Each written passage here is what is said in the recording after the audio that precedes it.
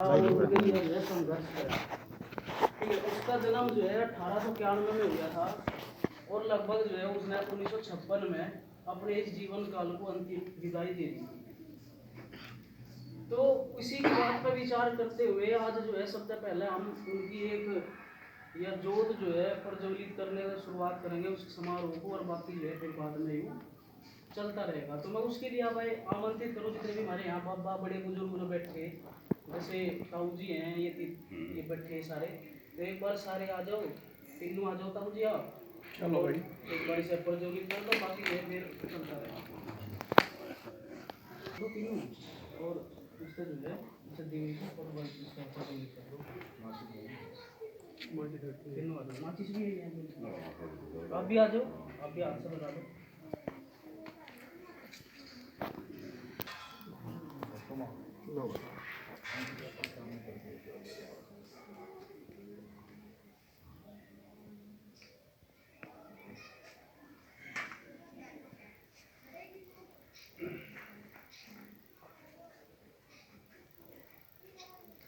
ठीक है जी, अब जो है इस पूरे समारोह के लिए भाई एक अध्यक्ष के लिए जिसकी उपस्थिति में जो सारा समारोह होगा उसका समापन करा जाएगा, जिसकी जो है एक जिम्मेदारी होगी कि जिस उसकी उपस्थिति में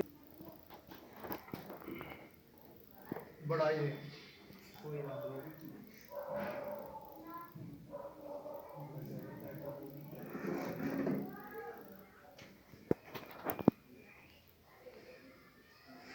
अब हम इस पूरे समारोह का समाप्त और इसका जो पूरा प्रोग्राम जो ये होगा उसकी शुरुआत कर रहे हैं। देखो इसने जो है अपने पूरे मानव समाज को लेकर 3 बात कही थी कि शिक्षित रहो, शिक्षित बनो और संगठित रहो और संघर्ष करो। पहला जो है हम इन तीनों को बात करें, और हमारा जो पूरा प्रोग्राम यू है यानी पूरा जो इस समारोह है हमने 3 ही भागों में विभाजित करा। एक विभाजित शिक्षा का, और दूसरा विभाजित संगठित का, और तीसरा जो इसका भाग हमने बनाया उसके संघर्ष का। ठीक है जी, शिक्षा को लेकर जो भीमराव अंबेडकर ने जो सपना देखा था कि एक नीचे तबके का जो आदमी है गरीब, उसके बालक भी वही शिक्षा ग्रहण करें जो भगत सिंह ने एक बार कहा था कि मैं ऐसी शिक्षा को निकम्मी मानूं जो देश पाए संकट और उसका समाधान का इलाज नहीं बताती। और आज जो है इस शिक्षा को अलग कर दिया गया।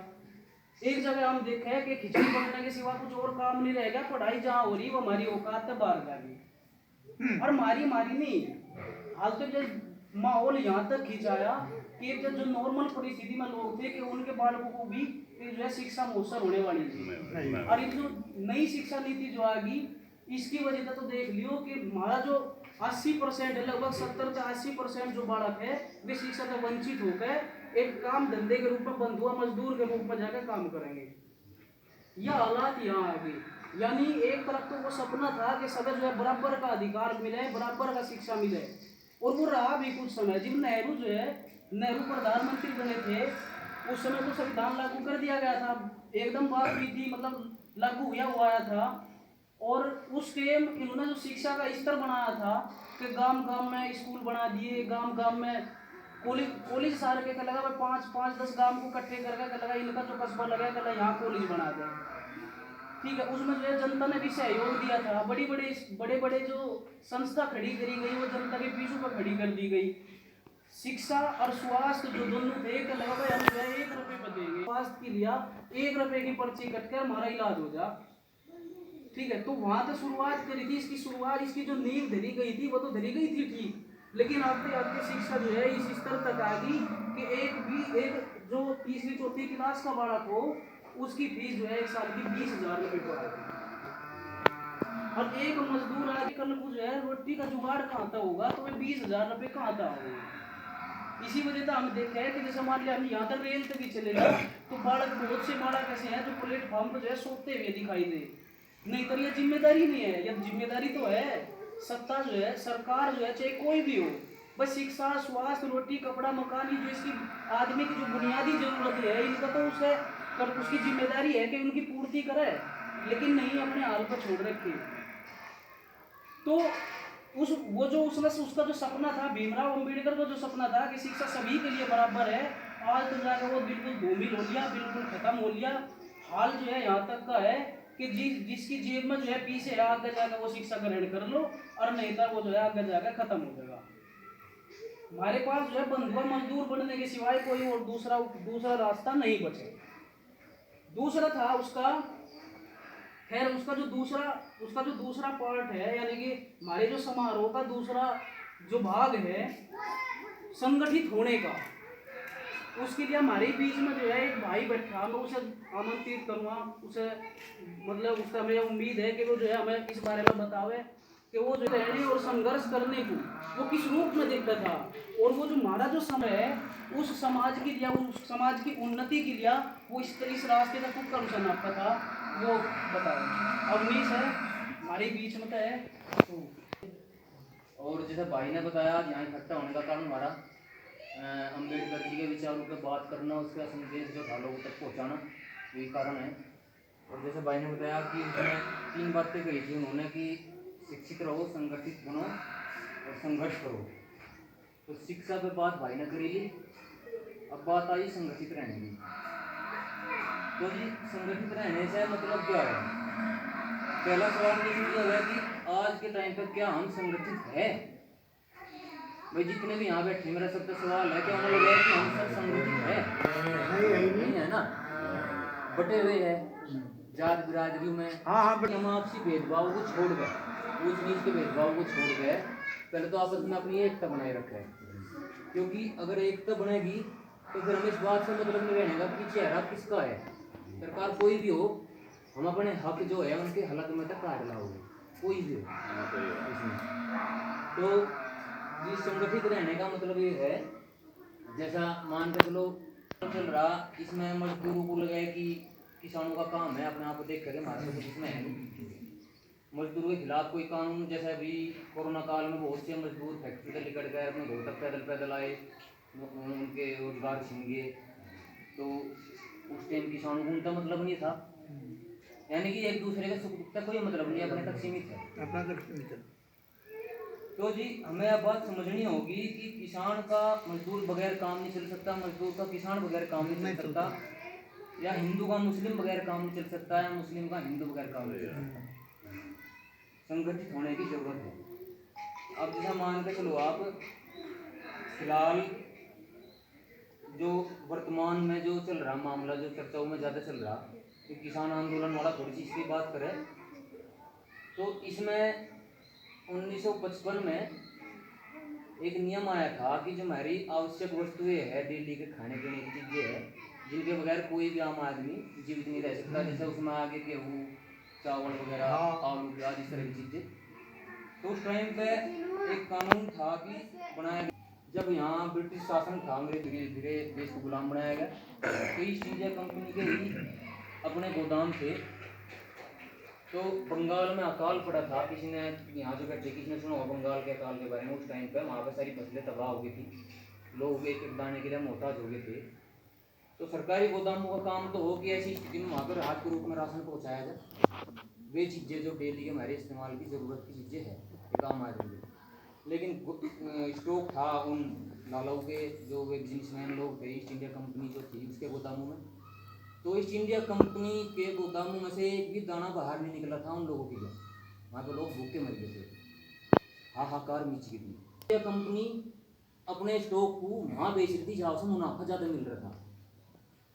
अब ठीक वही हालत उस टाइम पे, तो समाज को जागरूक करने का काम हमारे जो पूर्वज हुए, महापुरुष हुए, अम्बेडकर जी, भगत सिंह जैसे लोग जो हुए, उन्होंने करा लोगों को जागरूक करने का काम। लेकिन आज जागरूकता हमारी बिल्कुल ख़त्म हो चुकी, तो आज हमारे जैसे जो थारे बालक हैं, हमें ही शुरुआत करनी पड़ेगी। तो उसी चीज़ को लेकर आप देखो कि आज फिर वही स्थिति बन चुकी कि फिलहाल जो कृषि कानून आए, तो इसमें इन्होंने सबसे पहले तो ये कानून हटाया दिया कि जो वो स्टॉक लगाने की पाबंदी थी इन बनियों के लिए, तो वे वो स्टॉक लगा सके, उन जरूरत की चीज़ों का स्टॉक लगा सके, और सरकार बीच में से यानी कि निकलने को कह रही खुद की, तो सरकार बीच में से निकली, और जो ये लोग आए, तो ये लोग इसमें बीच में आपको एक बात और बताऊँ जो मेरे दिमाग से निकल गई थी। 1991 में भारत में एक डंकल प्रस्ताव के नाम से कोई प्रस्ताव आया था बाहर, तो उस डंकल प्रस्ताव में 3 नीतियाँ थी। निजीकरण, उदारीकरण और वैश्वीकरण। तो उन्हीं चीज़ों पे, उस दंगल प्रस्ताव पे सारा खेल चल रहा। जितनी भी हमारे जीवन से जुड़ी समस्या रोज नई नई पैदा हो, नए नए कानून बनाए जा, जो एक टाइम के बाद जाकर हमें पता लगे कि हमारे लिए कितने नुकसान के है और कितनी हानि हमें पहुँचा है। तो वो सारा खेल वहाँ से चले। दंगल प्रस्ताव, दंगल प्रस्ताव में छोटा समय संक्षेप में, ज़्यादा समय नहीं है, संक्षेप में बताऊँ आपको। ये था कि वैश्वीकरण का मतलब था कि कोई भी लाला, कोई भी बिजनेसमैन, कोई भी पूंजीपति कहीं से भी सामान खरीद कर कहीं भी ले जाकर बेच सके, जहाँ से मुनाफा ज़्यादा मिलेगा वहाँ बेच सके, जहाँ सस्ता मिलेगा वहाँ से खरीद सके। निजीकरण में ये था कि जैसे कि अभी आप देख रहे, फिलहाल की वर्तमान सरकार ने बहुत सी सरकारी जो संस्थाएं थी, जैसे रेल हुई, कुछ भी है। जिसमें आदमी 10 रुपये की टिकट में दिल्ली तक घूमने हुआ था, एक आम आदमी, एक गरीब आदमी, वो रेल इन पूंजीपतियों को बेच दी, उनका निजीकरण हो गया उनका। तो बात को ज़्यादा बढ़ावे, इसी से आप लोग समझ सको निजीकरण क्या है। तो उसमें फायदा किसका है? पूंजीपतियों का, नुकसान है आम आदमी का। और उसमें उदारीकरण भी इसी तरह का कुछ था कि उदारीकरण था कि जैसे हमें उदारीकरण के नाम से लगा कि उदार होना, यानी कि एक दूसरे के प्रति उदार होना बहुत बढ़िया चीज़ है, या तो लोगों को बताया गया कि बहुत बढ़िया नियम है। लेकिन उदार होना किसके प्रति? सरकार का उदार होना उन पूंजीपतियों के प्रति। वो तो पूंजीपति का ही है उधार भी, हमारा तो उधार थोड़ा है वो। अब जैसे आपको एक उदाहरण दो इस उदारीकरण के ऊपर में। गुजरात में जब टाटा कंपनी ने नैनो प्लांट लगाया था, जो नैनो कार आई थी, जिसका नाम दिया गया था कि गरीबों के सपनों की कार, वो 1-1.5 लाख रुपए में आ जाएगी। हाँ, इतनी आ रही थी। तो 40 गांव उजाड़े गए थे उस प्लांट को लगाने के लिए। उन 40 गांव की जगह जो थी वह टाटा कंपनी ने ले गया और उसे अपना प्लांट लगाया और उसे 20 लाख करोड़ का लगभग लोन भी दिलवाया गया सरकार के द्वारा। फिर जब वो उनका प्लांट फेल हो गया, वो उनका चला नहीं, उससे मार्केट ज़्यादा बनी नहीं उस गाड़ी की, तो उसमें उन्हें लॉस हो गया, या उन्हें दिखा दिया लॉस जो भी है। तो वो उदारीकरण के तहत उनका वो लोन भी एनपीए में डाल दिया गया था, यानी कि माफ़ कर दिया गया था। तो ये है उदारीकरण, और ऐसा अक्सर होता है। अभी भी आपने पीछे सुना होगा कि अंबानी हर के इस तरह के लोगों के 3 लाख करोड़ रुपए माफ़ करेंगे। उस वक्त करेंगे जिस वक्त देश को बहुत ज़्यादा ज़रूरत थी, लोगों के पास रोजगार नहीं थे, कोरोना काल में लोगों के पास, लोगों के घर में राशन पहुंचाया जा सकता था, बहुत कुछ करा जा सकता था इतने पैसे में, इतना पैसा मतलब आराम से माफ़ कर दिया। तो ये था उदारीकरण। तो वहाँ से चली आई ये सारी चीज़ें। अब वो निजीकरण का जो मामला था पिछले समय से खेती को लेकर भी कर दिया गया कि खेती भी पूंजीपतियों के हवाले कर दी, यानी कि इन्हें बेच दी। इनकी एक निजी चीज़ होगी वो भी, ये उसमें भी जाकर अपना बिजनेस कर सके, यानी कि ये कह लो सीधे से भाषा में कि किसान भी पूंजीपति को बेच दिए गए। और एग्रीमेंट होगा कि इस साल हमें आपसे यह फसल चाहिए, इस क्वालिटी की चाहिए और इस भाव हम खरीद दें। बाद में क्वालिटी में थोड़ा बहुत भी अप डाउन हो गया तो भाई हम बात नहीं है चीज़ को खरीदने के लिए, या फिर हम भाई इसका यूँ नहीं दे सके। तो इस तरह की चीज़ें, तो उसी उन्हीं चीज़ों को लेकर अब वहाँ किसान भाई आंदोलन कर रहे। तो अब हमें क्या लगे, मजदूर को लगे कि किसानों का काम है, हमारा इससे क्या नुकसान है। लेकिन आप एक छोटा सा उदाहरण लेकर देख लो, जो मजदूर लोगों को आज कोटा मिल रहा, तो अगर किसान वहाँ बिक गए, किसान की फसल सरकार न खरीद गए, वे पूंजीपति खरीदने लगे अपने मन चाहे तरीके से, तो क्या वे पूंजीपति फिर वो कोटा आम मजदूर आदमी को देगा? वो अपना बंद हो जाएगा 2-4 साल में। और उसमें जो ये इस तरह की चीज़ें है, ये स्टॉक लगाने वाली आवश्यक वस्तुओं का, जिनका 1955 में नियम बनाया गया था कि स्टॉक में लगा सकते प्राइवेट कंपनियां, तो उनका स्टॉक लगने से है वो चीज़ इतनी महंगी हो जाएगी कि हर मजदूर के लिए खरीद पाना मुश्किल हो जाएगा। जैसे कि अभी 250 रुपये थैली आलू बिक रहा था, एक टाइम ऐसा क्या होगा कि शायद 250 रुपये किलो हो जाए, ज़्यादा नहीं, 5-7 या 10 सालों में बस हालत बन जाएगी। तो उस वक्त क्या हर मजदूर परेशान नहीं हो जाएगा? उसके घर में एक दिन भी रोटी बन पाना कितना बड़ा काम हो जाएगा उसके लिए। तो भीमराव बात कुछ ज़्यादा ना बढ़ाया गया। आप सब इसी बात से ये अनुमान लगा सको कि अम्बेडकर जी ने जो कहा था संगठित रहने का, हमें जो संदेश दिया था वो यही है कि हम सब एक दूसरे की समस्याओं में भागीदार बने और संगठित रह के काम करें। किसानों का पता ही तो मजदूर उससे पहले आके खड़े पावे कि थारा भी काम है, हमारा भी काम है। मजदूर को कोई या पता हो तो किसान उससे पहले, किसी भी कास्ट का पता हो तो सारे मिलकर जो उनके द्वारा हम आपस में बांटे गए वो हम बटाव छोड़ गए और आपस में संगठित हो गए, उसके प्रति काम करें। अब इसमें तीसरी चीज़ जो आई संघर्ष की, वो शब्द ही ऐसा है कि उससे अपना पता चल जाए सारी चीज़ों का उससे ज़्यादा लंबी चौड़ी बात करने की शायद ज़रूरत नहीं है। यही है कि जैसा संघर्ष आज वहाँ वो लोग कर रहे, हम भी अपने घरों में, वहाँ नहीं जा सकते तो अपने घरों में बैठ के इस तरह के समय समय पर समारोह करके लोगों तक अपना संदेश पहुँचा के संघर्ष जता सके, अपना विरोध प्रदर्शन कर सके। जैसे आजकल के युवा जो है सोशल मीडिया का बहुत इस्तेमाल करें, सोशल मीडिया पे अपने इस तरह के विचार आगे बढ़ा सके, इस तरह की चीज़ें। तो हमें संगठित शिक्षित बनना पड़ेगा, पहले समस्याओं को जानना पड़ेगा, कौन हमारा दुश्मन है। हम आपस में दुश्मन नहीं है, बल्कि हमारा दुश्मन है व्यवस्था जो है चली आ रही, या जो लोग इसे चला रहे वो। और दूसरा, संगठित रहने की हमें ज़रूरत है, और संगठित होकर हमें अपने हकों के लिए संघर्ष करने की ज़रूरत है। तो जी ज़्यादा बात न बढ़ाकर हम अपनी बात को यहीं ख़त्म करें। आज इसी को लेकर हमने या थोड़ी सी यहाँ इकट्ठा होने का प्रयास करा भीमराव अंबेडकर जी के इस पुण्यतिथि के अवसर पे, ताकि उनके जो वो लोग हमारे लिए अपना काम करके उनके विचारों को हम आगे बढ़ाकर अपना फर्ज पूरा करें। तो जी आखिरी में हम अपने इस समारोह का जो समापन करेंगे वो 2 नारों के साथ करेंगे। भीमराव अंबेडकर संविधान जो था, अंबेडकर संविधान जिंदाबाद और इंकलाब जिंदाबाद। तो जोर से मेरे साथ सब बोलेंगे, अंबेडकर संविधान जिंदाबाद, अंबेडकर संविधान जिंदाबाद, अंबेडकर संविधान जिंदाबाद, इंकलाब जिंदाबाद, इंकलाब जिंदाबाद, इंकलाब जिंदाबाद।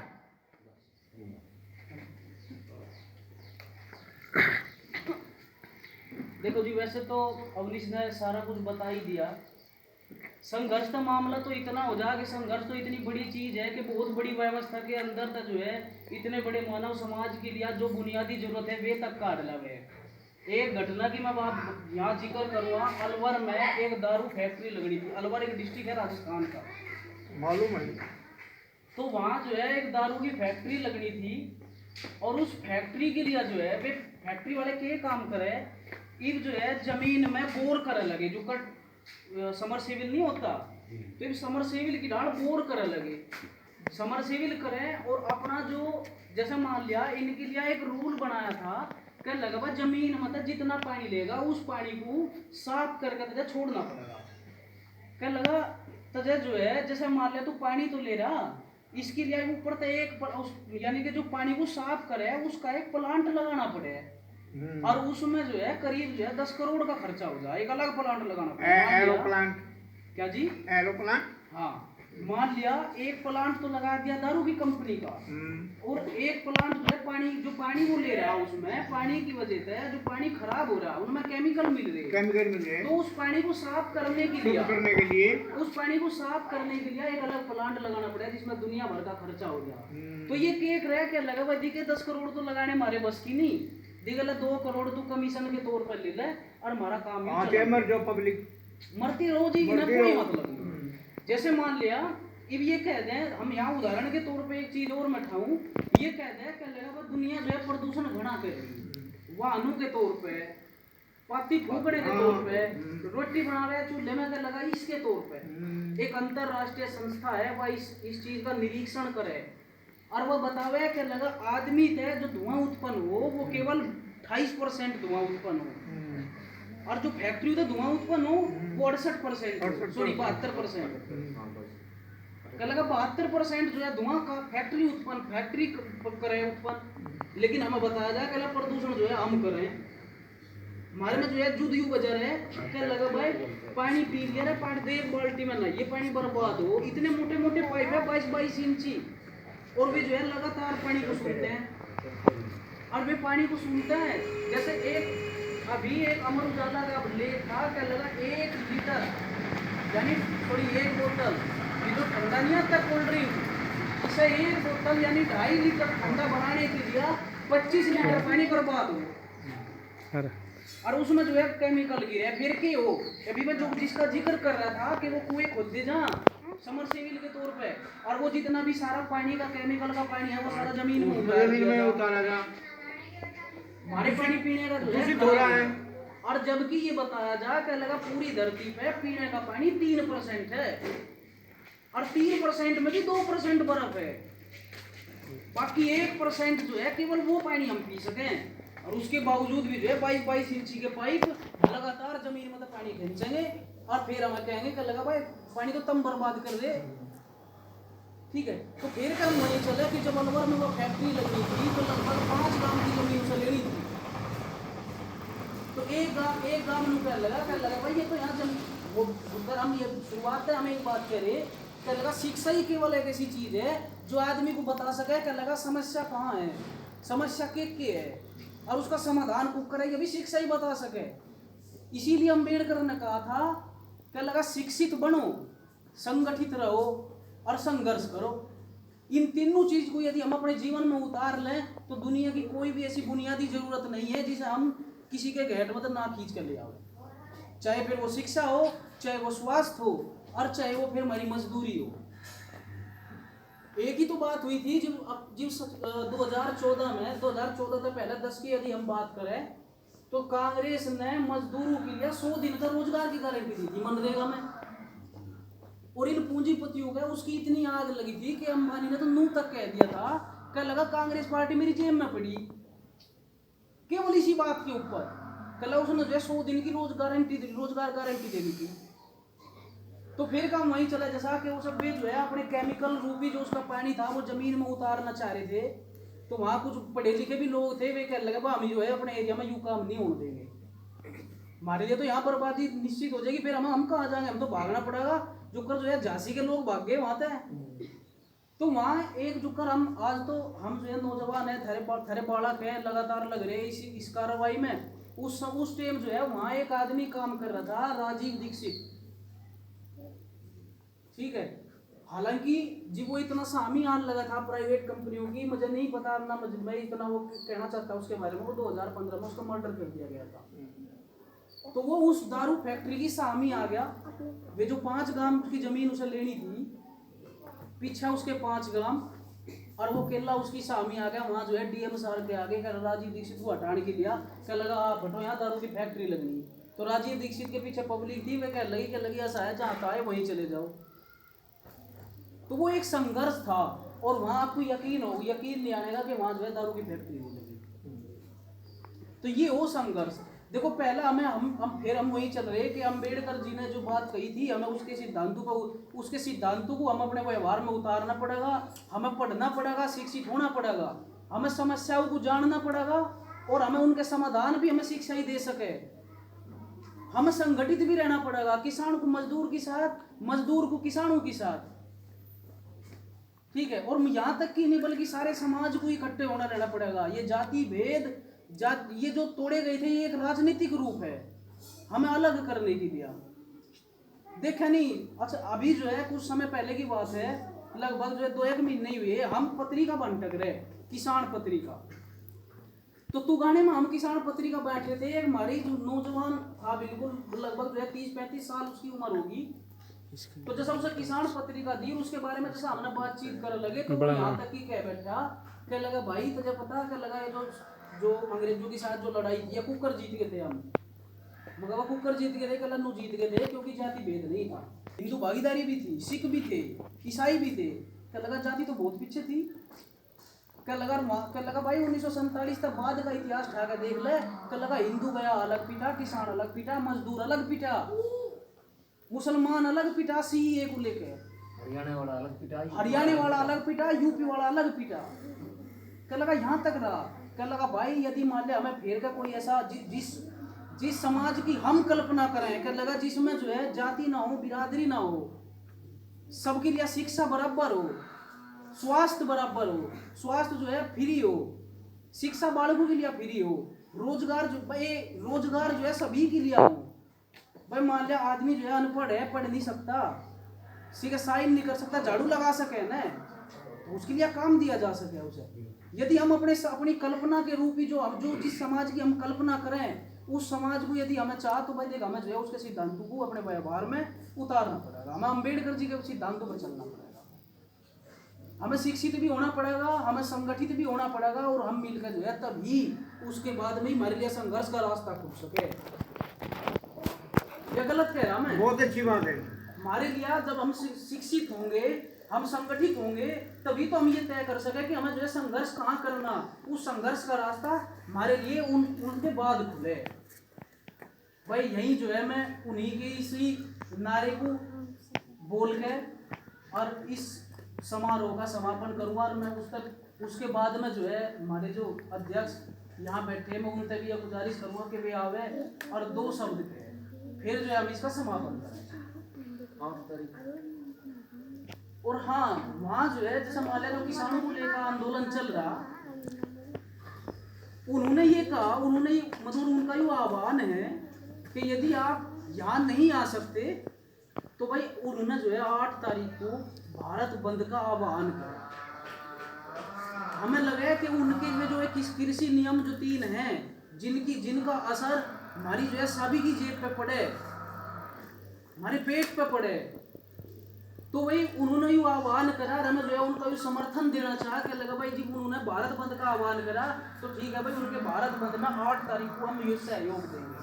करना ही है भारत बंद का मतलब हो जा कि भाई हम जो है उस एक दिन जिस दिन वो भारत बंद का आह्वान हो उस दिन हम अपने घर रहें और एक तरह का बस सब कुछ बंद, बाजार बंद, प्रदर्शन, ठीक है, बस प्रदर्शन चले, सोशल मीडिया पे चले, सोशल मीडिया पे अपने विचार शेयर करे जा, या अपने मोहल्ले पड़ोस में नारेबाजी करी जा, किसान विरोधी कानून मुर्दाबाद, इस तरह के किसान जिंदाबाद, किसान तो आपस में बैठ के बातचीत करी और वीडियो बना के सोशल मीडिया पे वायरल करी जा। तो जी मैं अपने जो भी हमारे ताऊजी हैं उन्हें मैं आमंत्रित करूँगा, वे 2 बात कहे फिर जो है समारोह का हम समापन करेंगे।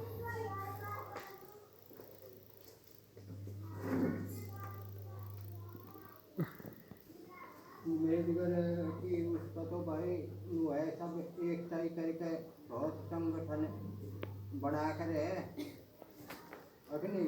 सही बात ऐसे है जी, कहें देश आज़ाद हुआ, सन 47 में हुआ, लेकिन आज़ाद नहीं हुआ था, फिर भी ना किसी ने आज़ाद किया, केवल जो शहीद हुए हमारे देश के उन्होंने किया, चाहे वो सुभाष चंद्र बोस हो, चाहे चंद्रशेखर जी हो, चाहे श्री सुखदेव जी हो, चाहे भगत सिंह जी हो, और हमारे तो मसीहा भीमराव अम्बेडकर जिंदाबाद,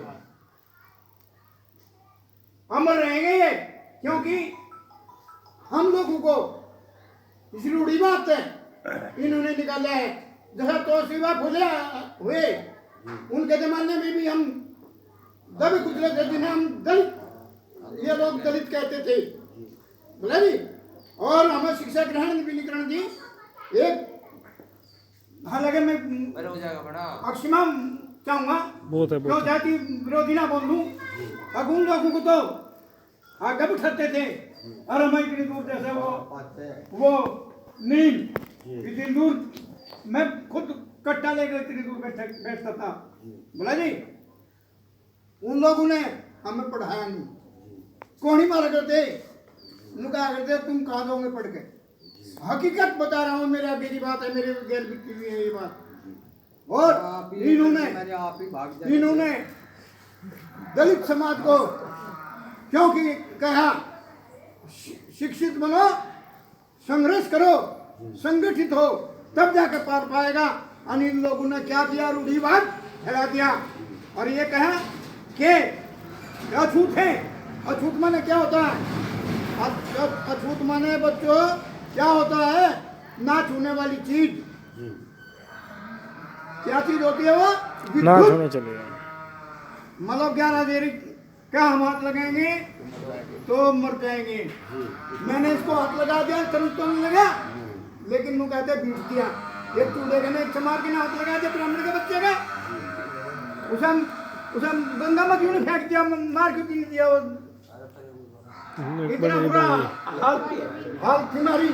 और ये धोले कपड़े पहन करके हम कई बारात में नहीं जाते, खाट पर जो बैठे हो ये देन इनकी है। आज जो आप चेयर पे बैठे हो, बेल्ट लगा रहे हो, ये सब अम्बेडकर जी की देन है। यानी हम कहा कच्चा दे लोग ये नो चाहते हैं अब हम सब एक रहें, सभी, चाहे वो हिंदू हो, चाहे मुस्लिम हो, चाहे वो ईसाई हो, चाहे सिख हो, ये हम सब भाई भाई हैं, ये हम सब भाई भाई।